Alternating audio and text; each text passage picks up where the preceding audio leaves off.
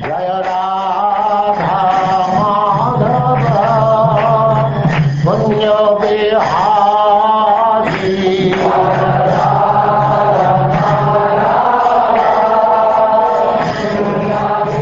And now chapter 17. Maharaj Prithu becomes angry at the earth.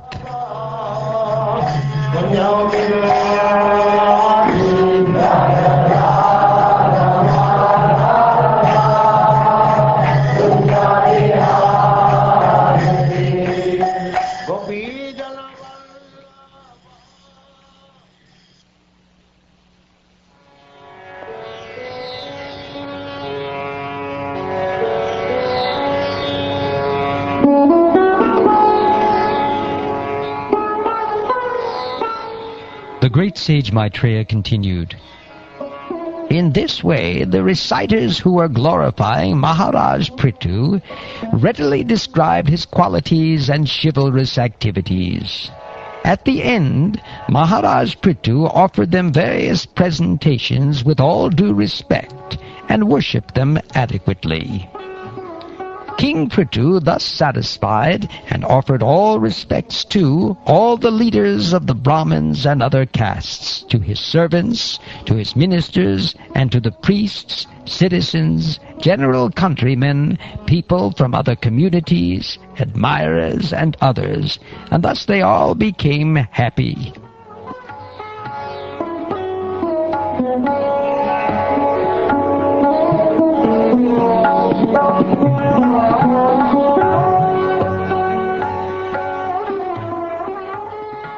Vidura inquired from the great sage Maitreya, "My dear Brahmin, since Mother Earth can appear in different shapes, why did she take the shape of a cow? And when King Prithu milked her, who became the calf? And what was the milking pot? The surface of the earth is by nature low in some places and high in others. How did King Prithu level the surface of the earth? And why did the King of Heaven, Indra, steal the horse meant for the sacrifice?" The great saintly king Maharaj Prithu received knowledge from Sanat Kumara, who is the greatest Vedic scholar. After receiving knowledge to be applied practically in his life, how did the saintly king attain his desired destination? Prithu Maharaj was a powerful incarnation of Lord Krishna's potencies. Consequently, any narration concerning his activities is surely very pleasing to hear, and it produces all good fortune. As far as I am concerned, I am always your devotee, as well as a devotee of the Lord, who is known as Adhokshaja. Please, therefore, narrate all the stories of King Prithu, who, in the form of the son of King Vena, milked the cow-shaped earth.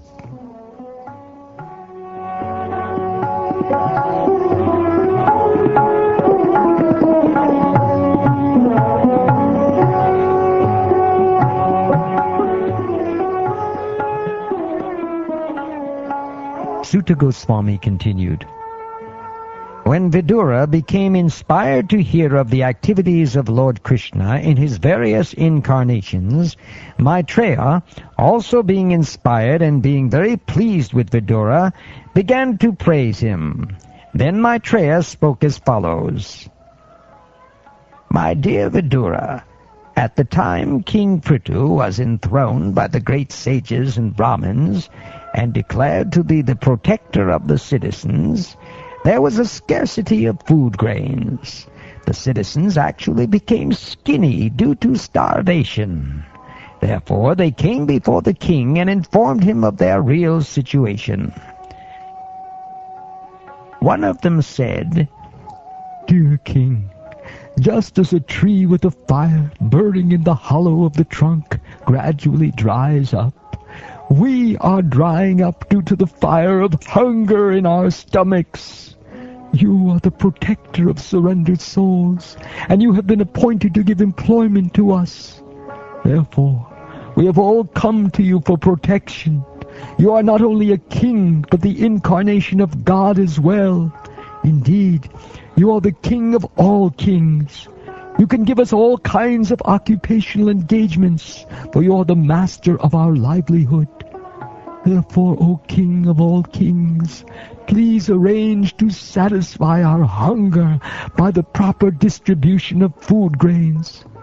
Oh, please take care of us, lest soon we die for want of food. After hearing this lamentation and seeing the pitiable condition of the citizens, King Prithu contemplated this matter for a long time to see if he could find out the underlying causes. Having arrived at a conclusion, the king took up his bow and arrow and aimed them at the earth, exactly like Lord Shiva, who destroys the whole world out of anger. When the earth saw that King Prithu was taking his bow and arrow to kill her, she became very much afraid and began to tremble. She then began to flee, exactly like a deer who runs very swiftly when followed by a hunter. Being afraid of King Prithu, she took the shape of a cow and began to run. Seeing this, Maharaj Prithu became very angry, and his eyes became as red as the early morning sun. Placing an arrow on his bow, he chased the cow-shaped earth wherever she would run. The cow-shaped earth ran here and there in outer space, between the heavenly planets and the earth, and wherever she ran, the king chased her with his bow and arrows. Just as a man cannot escape the cruel hands of death, the cow-shaped earth could not escape the hands of the son of Vena. At length, the earth, fearful, her heart aggrieved, turned back in helplessness. Addressing the great opulent King Prithu as the knower of religious principles and shelter of the surrendered, she said, Please save me. You are the protector of all living entities. Now you are situated as the king of this planet. I am very poor and have not committed any sinful activities. I do not know why you want to kill me. Since you are supposed to be the knower of all religious principles, why are you so envious of me? And why are you so anxious to kill a woman? Even if a woman does commit some sinful activity, no one should place his hand upon her.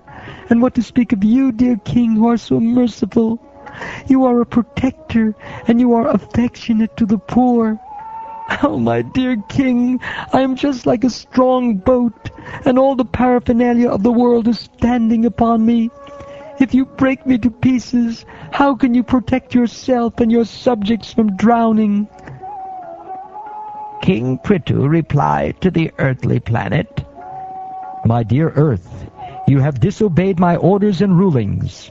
In the form of a demigod, you accepted your share of the yajnas we performed, but in return, you have not produced sufficient food grains. For this reason, I must kill you. Although you are eating green grass every day, you are not filling your milk bag so we can utilize your milk. Since you are willfully committing offenses, it cannot be said that you are not punishable due to your assuming the form of a cow. You have so lost your intelligence that, despite my orders, you do not deliver the seeds of herbs and grains formerly created by Brahma and now hidden within yourself. Now, with the help of my arrows, I shall cut you to pieces, and with your flesh satisfy the hunger-stricken citizens who are now crying for want of grains. Thus I shall satisfy the crying citizens of my kingdom. Any cruel person, be he a man, woman, or impotent eunuch, who is only interested in his personal maintenance and has no compassion for other living entities, may be killed by the king. Such killing can never be considered actual killing. You are very much puffed up with pride and have become almost insane. Presently, you have assumed the form of a cow by your mystic powers. Nonetheless, I shall cut you into small pieces like grain, and I will uphold the entire population by my personal mystic powers.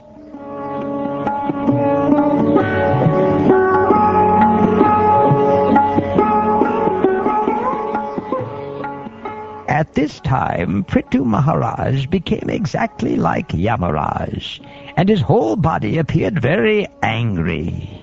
In other words, he was anger personified. After hearing him, the planet Earth began to tremble. She surrendered, and with folded hands began to speak as follows. My dear Lord, O Supreme Personality of Godhead, you are transcendental in your position, and by your material energy, you have expanded yourself in various forms and species of life through the interaction of the three modes of material nature. Unlike some other masters, you always remain in your transcendental position and are not affected by the material creation, which is subject to different material interactions. Consequently, you are not bewildered by material activities. My dear Lord, you are the complete conductor of the material creation. You have created this cosmic manifestation and the three material qualities, and therefore you have created me, the planet Earth, the resting place of all living entities. Yet you are always fully independent, my Lord. Now that you are present before me and ready to kill me with your weapons, let me know where I should go to take shelter, and tell me who can give me protection. In the beginning of creation, you created all these moving and non-moving living entities by your inconceivable energy. Through this very same energy, you are now prepared to protect the living entities. Indeed, you are the supreme protector of religious principles. Why are you so anxious to kill me, even though I am in the form of a cow? My dear Lord, although you are one, by your inconceivable potencies, you have expanded yourself in many forms. Through the agency of Brahma, you have created this universe. You are therefore directly the Supreme Personality of Godhead.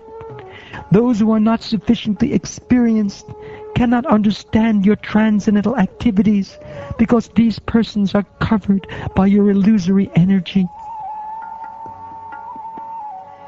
My dear Lord, by your own potencies, you are the original cause of the material elements, as well as the performing instruments or the senses, the workers of the senses or the controlling demigods, the intelligence and the ego, as well as everything else. By your energy, you manifest this entire cosmic creation. You maintain it and dissolve it. Through your energy alone, everything is sometimes manifest and sometimes not manifest. You are therefore the Supreme Personality of Godhead, the cause of all causes. I offer my respectful obeisances unto you.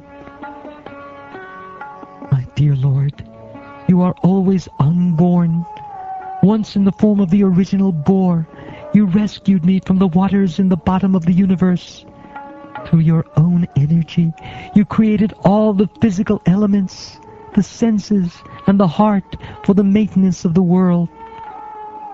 My dear Lord, in this way, you once protected me by rescuing me from the water, and consequently, your name has been famous as Dharadhara, he who holds the planet Earth. Yet at the present moment, in the form of a great hero, you are about to kill me with sharpened arrows. I am, however, just like a boat on the water, keeping everything afloat. My dear Lord, I am also the creation of one of your energies, composed of the three modes of material nature.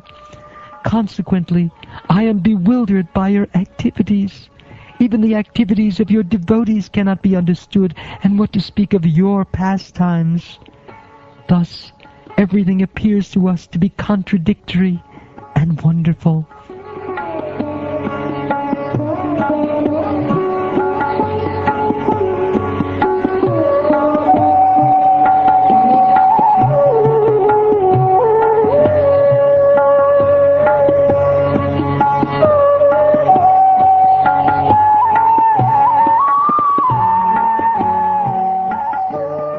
Thus ends the 17th chapter of the 4th canto of the Srimad Bhagavatam, entitled Maharaj Prithu Becomes Angry at the Earth.